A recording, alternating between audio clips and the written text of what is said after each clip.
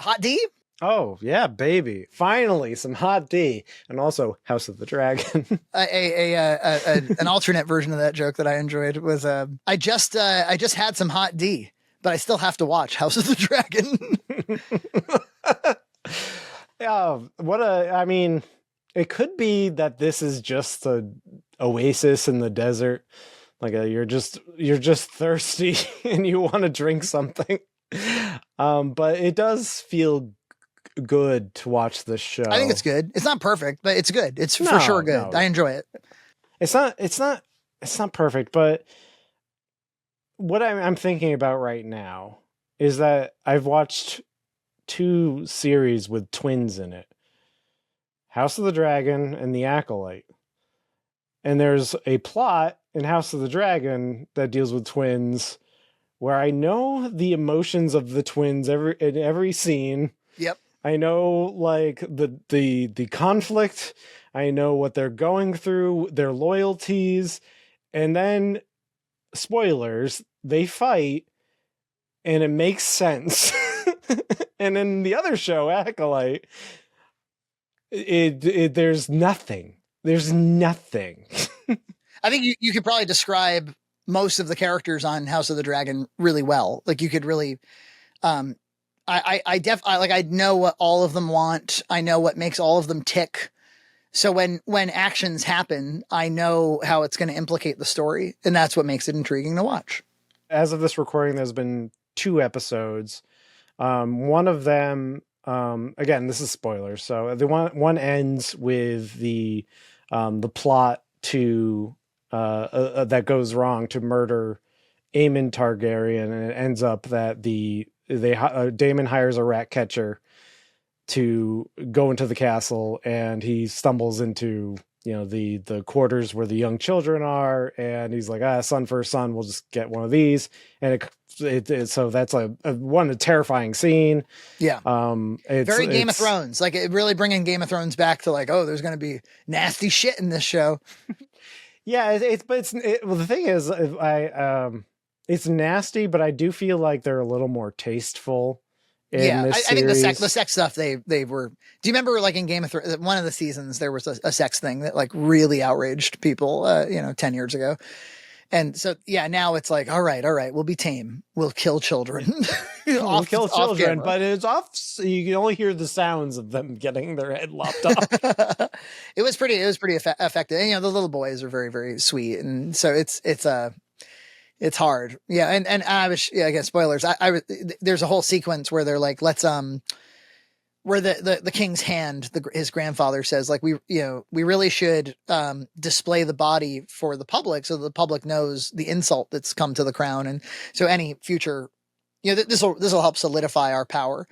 And so they show the beheaded child like in a carriage, and they actually show it. He's decorated and, for a funeral and stuff, but it's, I don't like looking at dead kids. No. It's effective. No, I mean it's true, but I think they're, especially the young king there. I think they're doing a better job this season of giving him like real human emotions. Like I think last season he almost seemed like a kind of like a Joffrey-ish character, but he, like when he's like seeing the people. And they're like, he's like, oh, let's just give them what they want. It's like, no, we can't do that because then we have to give everybody what they want. He's like, oh, never mind. Like, I love it. I think he's my favorite character in the show right now.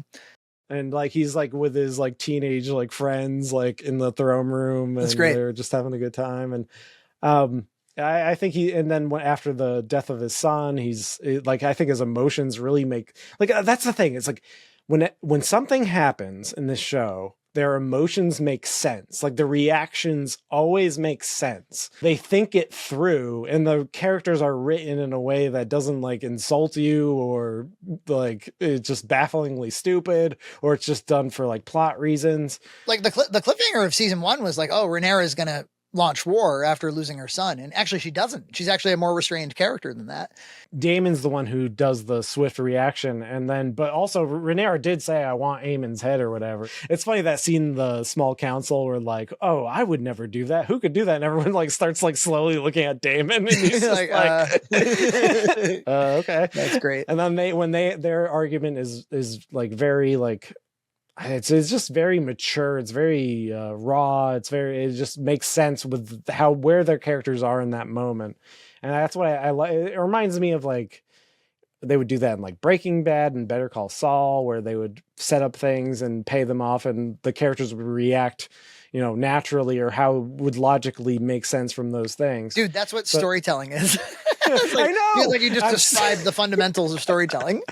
I know, but it seems like so rudimentary, but it's like I've had a drought. I've had a drought. The mystery box and fetch quest stuff replaces all that. It turns what should, I always talk about reaction shots in action sequences. Yeah, everything is about like, what's the character going to do? The reason you enjoy a sitcom is because you know who Archie Bunker is. You know how Archie Bunker is going to react if like a black Santa Claus comes to the house or something, and so like, and the reason you laugh is not necessarily because of the gag or because of the joke or because of the whatever, or the surprises. The reason you laugh is because you know exactly how he's going to respond and you're laughing before it happens, so that's the comedic example.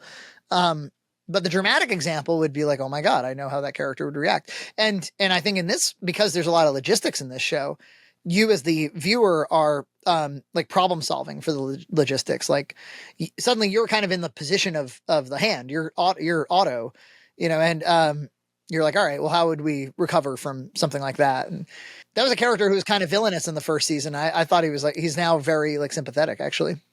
Yeah, because after, because Aemond goes and rounds up all the rat catchers and hangs them all. And Otto's like, we just did this whole thing where we did a funeral and you kind of just undone it with this rash action. And then Aemond's like, yeah, whatever. We're men of action now. Even Kristen Cole here, he did something. And then Otto's like turn where he's just like, what did he do? Yeah, what did he do? I love that.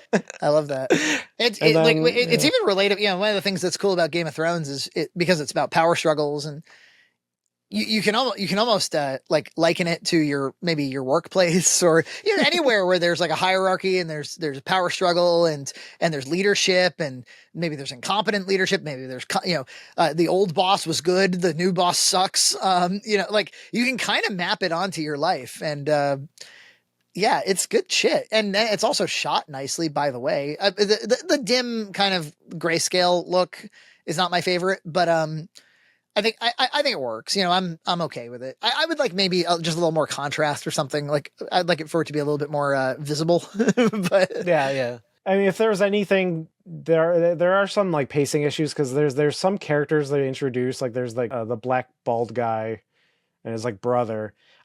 I've read the book, so I know that they're going to be important later. But it's kind of clunky how they introduce them because they know they have to, and so they just like shove them in this episode. And I don't think it exactly works, but it's like, I don't know. It's like one of those things where I'm sure when they're problem solving a huge season, they have to like, well, we have to make sure the audience knows who these characters are. So that felt the most like the wheels turning mechanical thing that I've seen. Yeah, but it didn't bother me too much. Yeah, but yeah, again, it's like it's water in the desert. It's like I'm so thirsty for all of this. It does that little criticism is little, but yeah, like I just love everything. Kristen Cole is a great character. Like his character's like so hated he had to turn off the comments on his like Instagram because like for my money, it's a way better show than Game of Thrones. Yeah. For my money. Oh, that's what I was gonna say is that Game of Thrones and especially those last seasons, I think forgot a lot of the stuff they're doing now. It started to rely on, it's almost like the Acolytes. Like it's just like just mysteries. People getting into skirmishes and you don't really know why. It's just spectacle. It's moving parts magically without thinking about the consequences. It's so the last seasons of the Game of Thrones is like, was bad, and I think that this is currently doing very well, so I hope they keep it up. It reminds me a bit of so I haven't seen the new Planet of the Apes, the Kingdom of the Planet of the Apes, but I saw the first three and I like the second one the best, and the reason is because it's kind of like the concept is off the ground. The apes can talk, the apes have their own civilization, but it actually just focuses on this one tribe of apes. And then there's this one tribe of humans, or this one like little like settlement of humans. And it's really, the whole movie is just about those two settlements being at odds. And it's about it's mostly about how like some bad eggs, some untrustworthy eggs on both sides is enough to activate the fear and anxiety and bigotry of both sides. And this is sort of similar where there's two very easily defined camps. I thought at times Game of Thrones had too many characters. And also I feel like the stakes are even a little bit more clear to me. On Game of Thrones, it was a lot of just like who's going to be king. The bad guys or the good guys. And this is the White Walkers. What are they doing? There's a little bit of a mystery box aspect of that. Yeah, big time. Whereas this is more like House Targaryen is going to fall if there can't be any cohesion here. So there's actually bigger stakes for like Westeros, and I like it, and I look forward to every episode, and I have very few complaints. I think the actors are fantastic. Oh yeah, absolutely. Really committed. Yeah, they're doing, people are liking it though, as it would seem. Yeah, as far as I can tell, I think the ratings are a little bit down from last year, or last season. I think it's because, I don't know, it's been 2 years, man. I think the like a gap in between seasons, I think could be a lot. It was intimidating for me. I was like, do I remember anything that happened in that show? I like that show, but do I remember it? Yeah. I mean, the first season is like what a wonderful little arc and story. It's almost like a movie. All the time jumps are really cool in that. And of course the old King was fantastic. And even that's kind of interesting. I like listening to Otto talk about how like, we're all poorer for the King being dead. And I was like, I kind of remember you feeling like the King was a fool and you needed to puppeteer him and, but now you're nostalgic for him. But it's interesting in two ways. Yeah, he's nostalgic, but he's also nostalgic for the fact that he could control him better. You can control him. Yeah, right. Yeah. So there's like, yeah, it's interesting in a couple different ways. He's using it as a tool to criticize, the new king, and also he's kind of lamenting his his status being lower. So, all right. Good show. Subscribe to Red Cow Entertainment on Patreon for full episodes every other week.